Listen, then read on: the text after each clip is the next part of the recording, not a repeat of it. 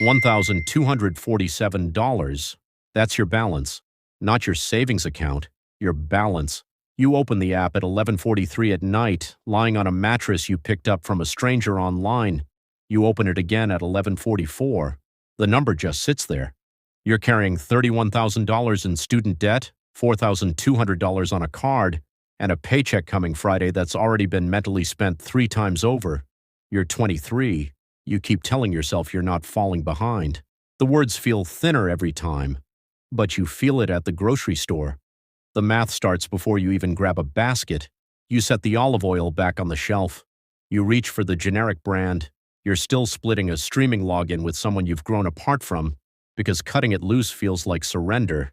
This isn't a crisis. That's the strange part. It's just constant. A quiet arithmetic that runs beneath everything. Meals, commutes, decisions. A background noise you can't turn off. Nobody talks about being here, but nearly everyone is doing the same calculations. You know your account number better than your own phone number.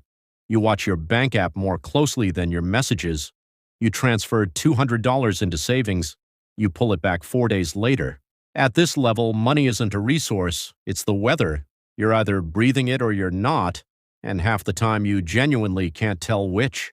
The first truth, when money is this tight, every decision about it is emotional, and emotional decisions don't compound in your favor. Then you get a raise, not life-changing, $6,000 a year on paper. After taxes, it lands as roughly $380 a month. You feel wealthy for about a day and a half. Then the car throws a repair at you, $900. You learn quickly.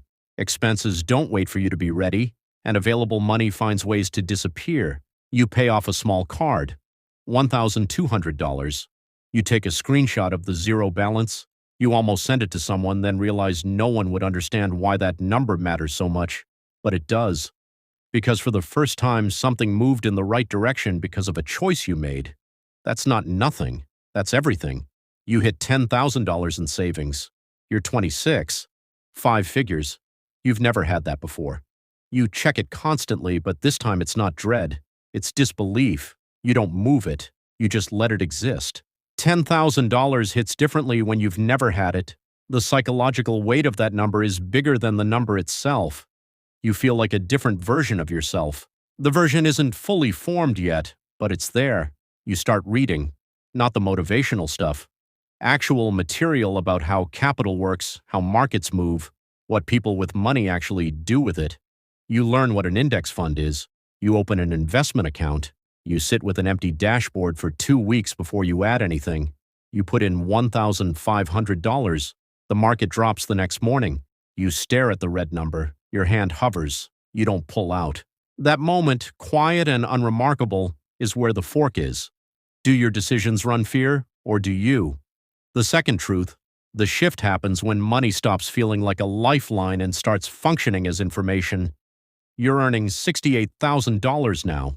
You've got $40,000 saved. Your Roth IRA has been open long enough to matter. You feel stable, genuinely. You're doing the things. Maxing contributions, building the cushion, not letting your lifestyle creep up faster than your income. You're checking the boxes. Then one evening you sit down and build an honest spreadsheet. You run the numbers all the way out, decades out, and you stare at what a disciplined, salary-only life actually produces. The number at the end is fine, it's just not what you want. This is the plateau nobody warns you about. You've gotten good at not losing. You haven't yet learned how to build. The third truth, a salary is a ceiling that disguises itself as a foundation. Once you see it clearly, you can't look away. You start something on the side. You don't call it a business. It's just a weekend project. It earns $400 a month, then $900, then close to $2,000. You don't mention it at work. You reinvest almost all of it. Your lifestyle doesn't change. Net worth crosses $80,000, then $110,000. Then it's moving fast enough that you stop being surprised. You start to understand the gap between where you are and where a single income would have carried you.